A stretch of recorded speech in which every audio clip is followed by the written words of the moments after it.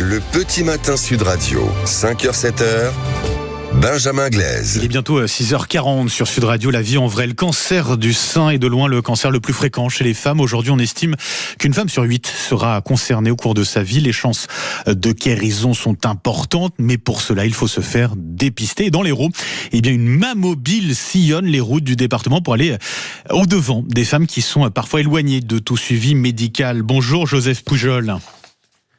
Bonjour Monsieur Glaise, bonjour à toutes et à tous. Merci Joseph Pujol d'être avec nous ce matin sur Sud Radio. Vous êtes le président de l'association Mammobile, ancien chef du service de radiologie au CHU de Montpellier. Expliquez-nous, c'est quoi exactement cette Mammobile ? C'est un outil médical, on va dire, qui fonctionne dans notre département depuis 36 ans maintenant.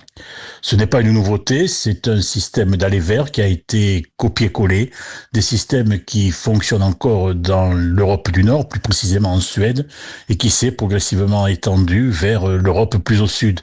Et ce système nous permet de pouvoir pallier d'une part au manque de professionnels, qu'ils soient radiologues ou manipulateurs en radiologie, et cela depuis plus de 35 ans, donc c'est toujours prévoir l'avenir, surtout dans un métier, quand on est professionnel dans un métier et pas forcément administratif dans un bureau. Donc ce système nous permet d'aller auprès des femmes qui n'ont pas forcément d'accès direct à un cabinet médical, que ce soit dans des zones rurales, périurbaines, et on s'aperçoit de plus en plus dans des zones urbaines, dans des quartiers que l'on pourrait qualifier de défavorisés.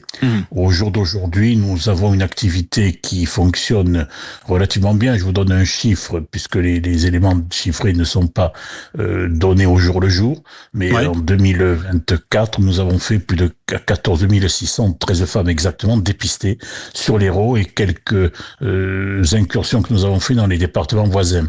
Mais c'est un système qui est vraiment nécessaire actuellement. Bien sûr qui est nécessaire et on l'a compris effectivement avec toutes ces explications que vous nous donnez, parce que des certifications médicales, ça parle à tout le monde.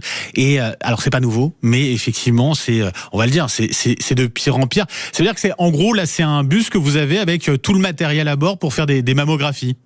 C'est un semi-remorque plus précisément qui avec tout le matériel nécessaire tel que le requièrent les conditions sanitaires et les conditions du ministère pratiquent aujourd'hui, que ce soit dans un hôpital, un cabinet libéral ou le Mammobile tout simplement.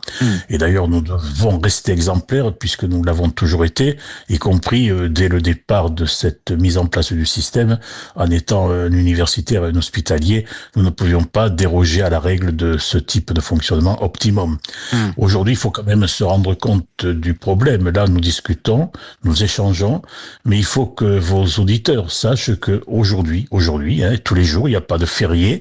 N'en déplaise à certains premiers ministres, il y a 35 femmes par jour qui meurent du cancer du sein. 35. Et là, il n'y a pas de Noël, il n'y a pas de 1er de l'an, il n'y a pas de 14 juillet. Donc c'est un système qui, en plus, comme vous l'avez bien exposé, permet de détecter des petites tumeurs.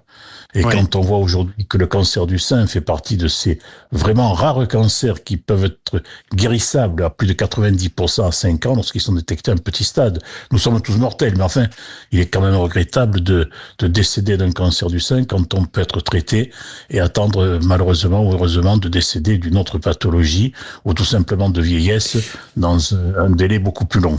Parce que les femmes justement que vous accueillez dans cette Mammobile, ce sont parfois des femmes qui n'ont jamais fait de mammographie de leur vie? Tout à fait. Et une grande partie de la population n'a jamais fait de mammographie de sa vie. Aujourd'hui, dans l'Hérault, maintenant, nous avons un fonctionnement, je viens de vous l'évoquer tout à l'heure, qui remonte à 1989-90. Donc, ce nombre de femmes est en forte diminution. Mais quand nous avons le plaisir, j'oserais dire, de faire des incursions dans des départements voisins, on s'aperçoit que la population de femmes qui n'a jamais fait de mammographie est particulièrement importante.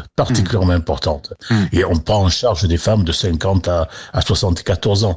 Donc, c'est quelque chose quand même qui est important pour un petit geste qui prend pour une femme quelques minutes et qui peut lui sauver la vie. C'est rapide, c'est gratuit et c'est sans rendez-vous aussi, ça c'est important de le noter, Joseph Pujol. Nous avons toujours fonctionné sans rendez-vous pour laisser la plus grande liberté de choix horaire aux femmes que lorsqu'elles veulent venir au Mammobile. La prochaine tournée, est-ce que vous avez justement les communes, est-ce que vous avez en tête les communes dans lesquelles vous allez vous rendre avec cette Mammobile ? Aujourd'hui, nous sommes dans une commune qui s'appelle Bédarieux, qui est à 70 km de Montpellier environ. Et le lendemain, donc demain, nous serons sur l'Odève. On essaie de faire, dans la mesure du possible, secteur par secteur. Bien sûr. Et donc, on voit que ce système fonctionne, enfin bien, il est rodé maintenant, on va dire, depuis 35 ans. Oui. Mais ce qui est quand même relativement étonnant, ce que je pense sincèrement, c'est que parmi les responsables publics, je ne sais pas si un de ces personnages-là, qu'il soit politique ou administratif, s'intéresse beaucoup à comment fonctionne ma mobile depuis 35 ans.